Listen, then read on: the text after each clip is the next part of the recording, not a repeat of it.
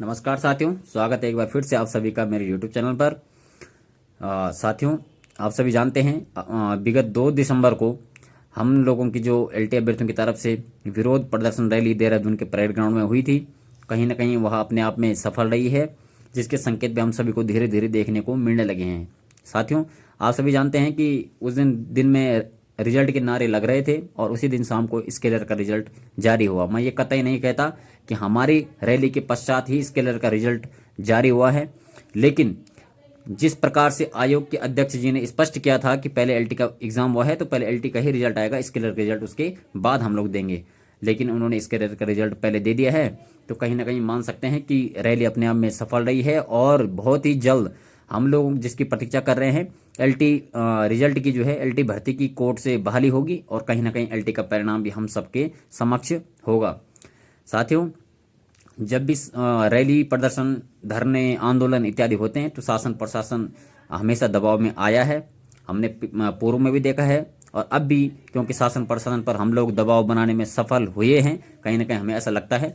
हम निदेशालय में भी गए थे, हम सचिवालय में भी गए थे, शिक्षा सचिव जी से भी मिले थे। हर जगह से हमको सकारात्मक आश्वासन मिला है और कहीं ना कहीं ये संकेत मिले हैं कि बहुत ही जल्द एलटी भर्ती मामले की कोर्ट से बहाली होगी।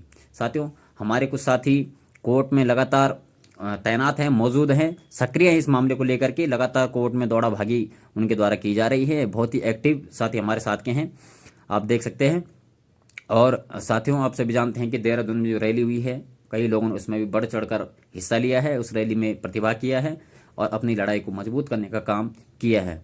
साथियों, एक और जानकारी मैं आप सबको देना चाहता हूँ कि रैली के प्रभाव की से ही संबंधित ये कह भी सकते हैं, क्योंकि 3 तारीख को यानी कि परसों आयोग की तरफ से डबल बेंच की अदालत में एक केस डाला गया है। रिजल्ट पर जो स्टे लगा हुआ है उसको हटाने को लेकर के आयोग ने अब डबल बेंच में केस डाल दिया है। इस मामले को डबल बेंच में आयोग लेकर के गया है।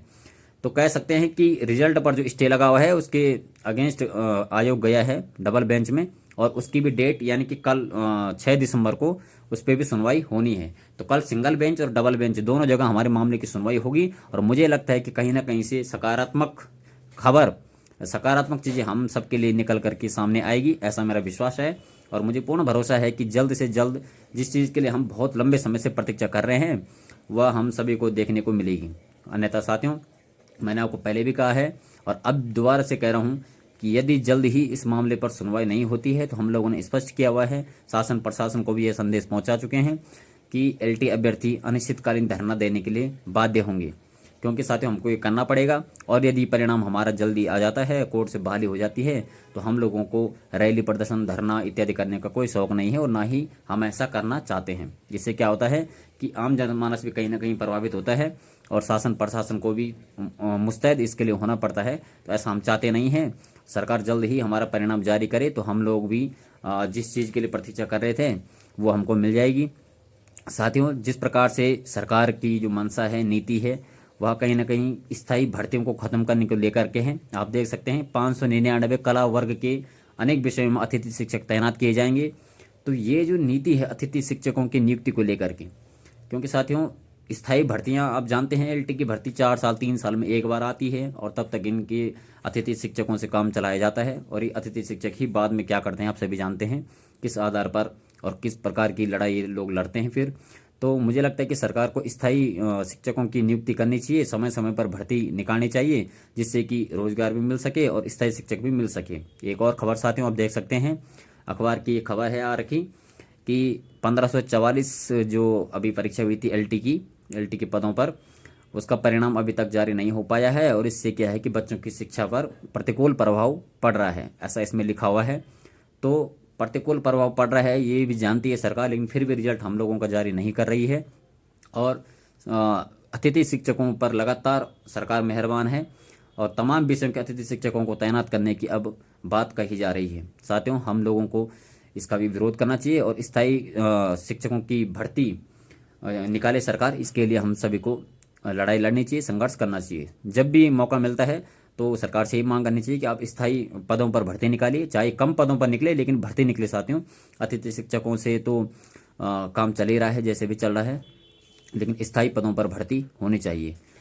साथियों, कल 6 दिसंबर को हम लोगों की एलटी भर्ती मामले की सुनवाई है। हम सभी को लंबे समय से उसका इंतजार है और कल कहीं ना कहीं मुझे लगता है कि इस पर सकारात्मक परिणाम आ जाना चाहिए, क्योंकि अब 4 से 5 हेयरिंग इसकी हो चुकी है और बहुत लंबा ये मामला ले जाने लायक है नहीं। इतना मजबूत भी ये केस नहीं है कि इसको बहुत लंबा खींचा जाए, 2-3 महीने तक खींचा जाए। 6 दिसंबर को कल सुनवाई है, तो मुझे लगता है कि जल्द से जल्द एलटी का जो परिणाम है वो हम लोगों के समक्ष आ जाना चाहिए। अन्यथा आप सभी लोग जानते हैं कि आपको क्या करना है, कितना सक्रिय आप लोगों को अब होना है। यदि ये मामला और लंबा चलता है, इस पे हेयरिंग मिलती जाती है, तो हम जैसे कि हम आप लोगों को बता चुके हैं कि इसके बाद हम लोग अनिश्चितकालीन धरना शिक्षा निदेशालय के में देंगे और उसके लिए सभी साथियों को घरों से बाहर निकलना पड़ेगा। और पहले तो हम ये आशा करते हैं कि, क्योंकि साथियों बुरा वही बनता है जो अच्छा बन के टूट चुका होता है। हम लोगों को रैली प्रदर्शन करना इत्यादि ये सब चीज़ें करना पसंद नहीं है, लेकिन जब सरकार इस प्रकार से हमारे हकों पर डाका डालने का काम करेगी, तब तक प्रत्येक अभ्यर्थी को अपनी लड़ाई लड़ने के लिए आगे आना पड़ेगा, मजबूती के साथ अपनी बात रखनी पड़ेगी। साथियों, आप लोग हिम्मत रखें, सकारात्मक रहें। सकारात्मक रहने से सकारात्मक परिणाम हम लोगों के समक्ष होंगे, ऐसा मेरा विश्वास है। आपने एक गीत सुना होगा कि बहुत लंबे समय तक कोई भी दुख नहीं रहता है, 2-4 दिन के बाद होती है और तब तक जो है हमको हिम्मत रखनी चाहिए। तो एक गीत के माध्यम से मैं आप लोगों को वो करने का प्रयास करूंगा कि आप सकारात्मक रहे। 2-4 दिन की बात है, मामला सुलझ जाएगा।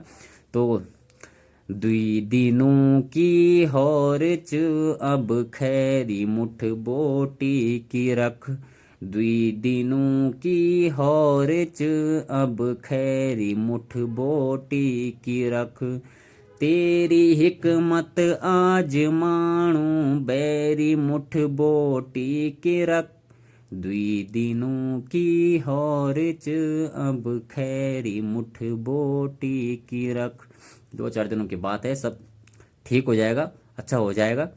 घना डालों बीच छिड़की आलू घाम, तेरा मुल्क भी, तेरा मुल्क भी, घना डालों बीच छिड़की आलू घाम, तेरा मुल्क भी, सिक्की तापी द्वि घड़ी छिन खैरी मुठ बोटी की रख, द्वि दिनों की हौरच अब खैरी मुठ बोटी की रख। आप सभी हिम्मत रखें, सकारात्मक रहें और कहीं ना कहीं आपकी मेहनत जाया नहीं जाएगी। आप लोगों ने जो परिश्रम किया है, संघर्ष किया है, शिक्षक बनने का जो आपका सपना था, जो आपने बहुत लंबे समय से देखा था, वो कहीं ना कहीं सफल होगा और आपको आपका लक्ष्य की प्राप्ति होगी, ऐसा मेरा विश्वास है। जितने भी साथियों ने बहुत ही परिश्रम के साथ, समर्पण के साथ, त्याग दे करके और अनेक चीज़ों को छोड़ करके पूरे समर्पण के साथ एलटी की तैयारी की है, वो अपने आप में सफल होंगे कहीं ना कहीं और वो शिक्षक बनेंगे, ऐसा मेरा विश्वास है। जल्द ही एलटी भर्ती मामले की जो सुनवाई है वो होगी और एलटी का परिणाम हम लोगों के समक्ष होगा, ऐसा मेरा विश्वास है। आप सभी लोगों से बस इतना ही कहना चाहूँगा कि जब भी लड़ाई की जरूरत पड़ेगी, आप लोग सामने आइए, साथ दीजिए और अपने अधिकारों के लिए लड़ना सीखिए। आज के लिए साथियों इतना ही, धन्यवाद।